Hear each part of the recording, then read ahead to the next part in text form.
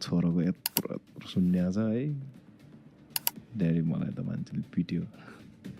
अब त्यति बेला त्यो बाउलाई के भयो होला, त्यति बेला त्यो श्रीमतीलाई कस्तो भयो होला। उसले बुझ्छ धेरै कुराहरू, धेरै चलाक छ है। अब बाहुन नि हो नि त सुवेदी हो नि त। त्यही सबै यिनीहरू खाने टोलीहरू हो क्या यिनीहरू, त्यो चाहिने खाने। अनि त्यो आफूले त्यो अलिकति हिरो हुन चाहिँ केही पनि होइन यिनीहरू होइन। के भन्यो भने भिडियो डिलिट गर्नुपर्छ भनेतिर गयो। ए प्रशासनले, पुलिसले त्यस्तो भयो।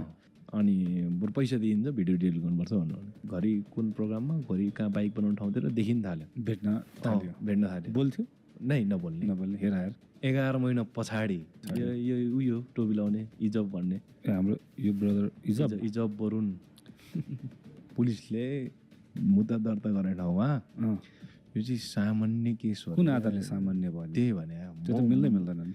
मैले त्यहाँ लेखेर दिएको, वकिलले लेखेर दिएको कागज, केस दर्ता गर्नको लागि चाकुले हान्नुपर्ने, बन्दुकले हान्नुपर्ने, त्यो चाहिँ मैले बुझेअनुसार चाहिँ कुनै यो कानुनमा छ जस्तो लाग्दैन नि।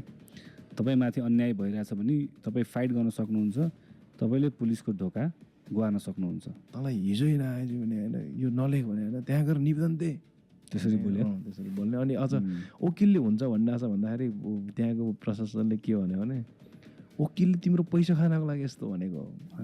पैसा तिमी त कमाउने भाँडो भयो वकिलको, अब तिमीले त पैसा दिइराख्ने हो। वकिलले यस्तै चाहिने नचाहिने लेखिरहन्छ।